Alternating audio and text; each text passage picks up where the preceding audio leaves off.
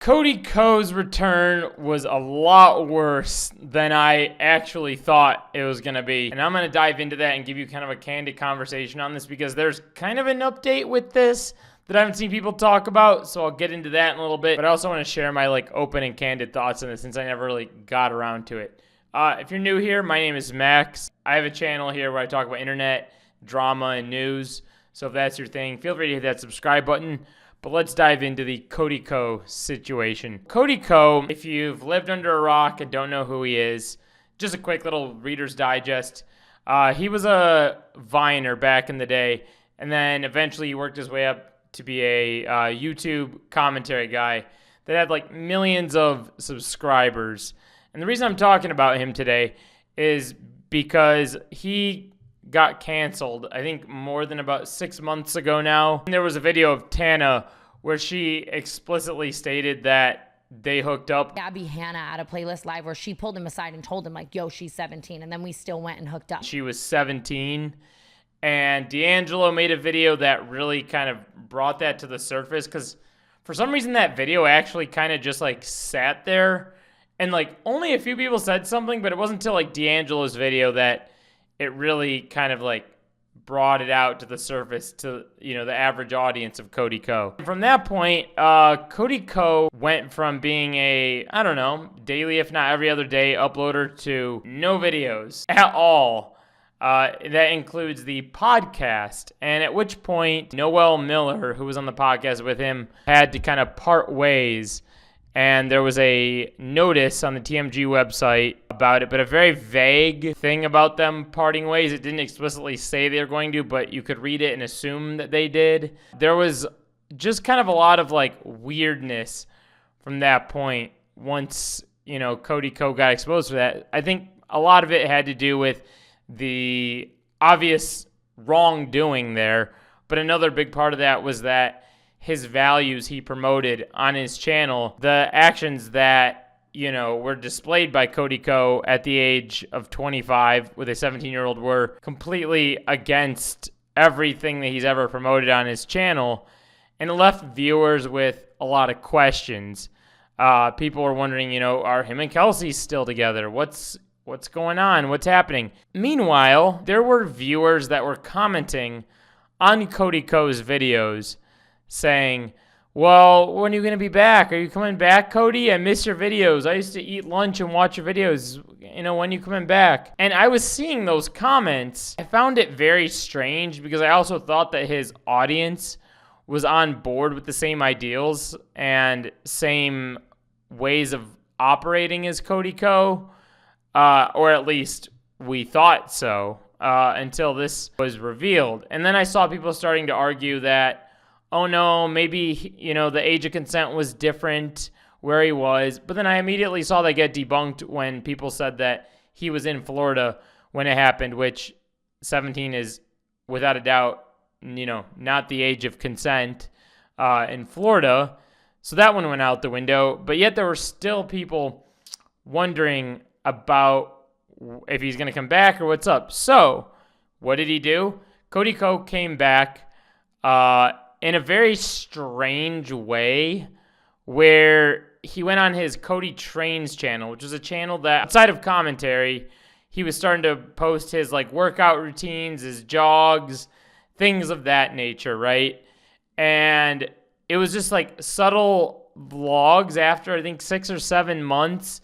And one thing I forgot to mention too is while he was canceled, he actually was putting on a DJ set during his cancellation period that got posted by a college, and there was tickets being sold to it, which him DJing had been kind of a thing that he had done all along, just kind of under the table, but was selling tickets to an event for that.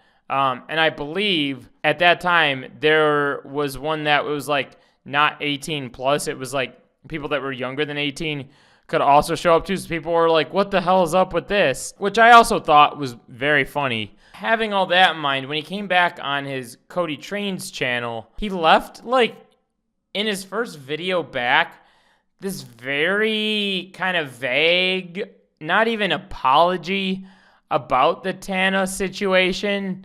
He just kind of was like, yeah, I know I put a yucky taste in your mouth. So if you don't want to check out my channel or, follow me anymore, I completely get it.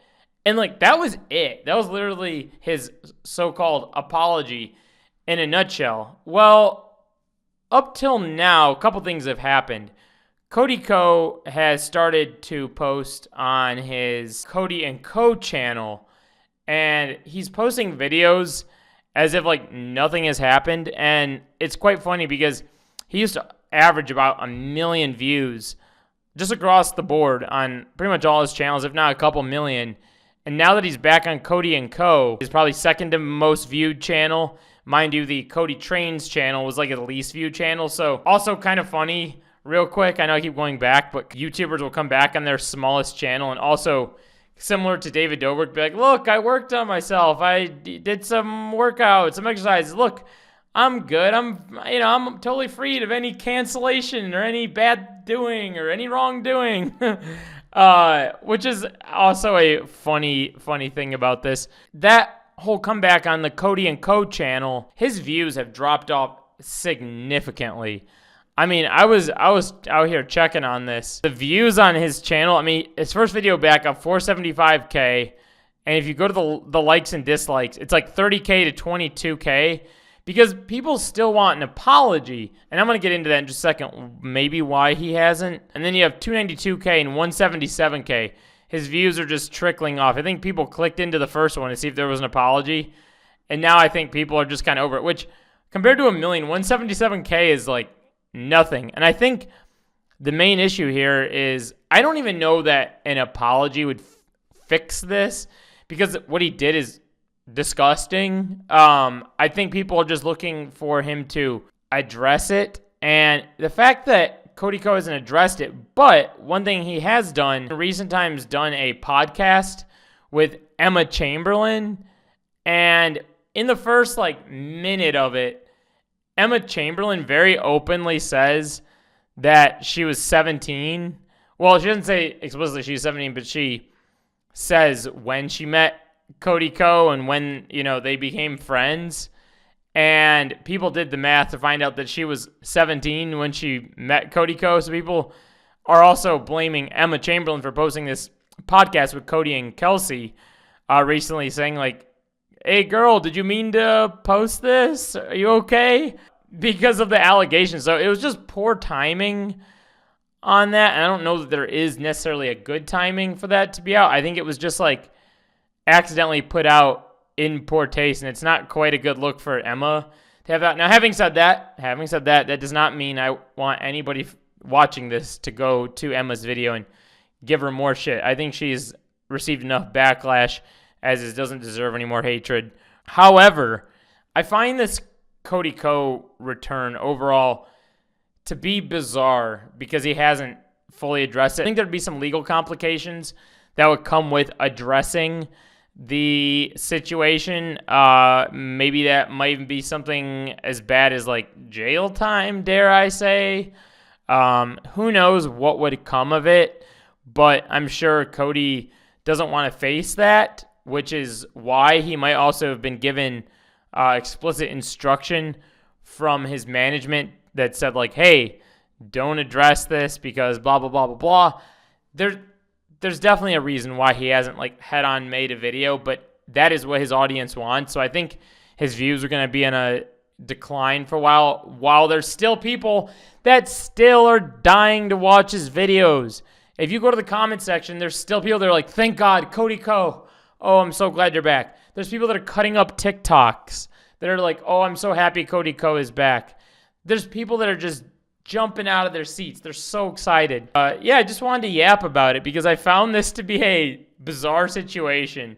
So hopefully this conversation made sense. I know it was a little bit jumpy, but I just wanted to have a very open conversation talking right to the camera about this one. So without further ado, if you enjoyed this video, hit that subscribe button, and I'll talk to you later. Bye-bye.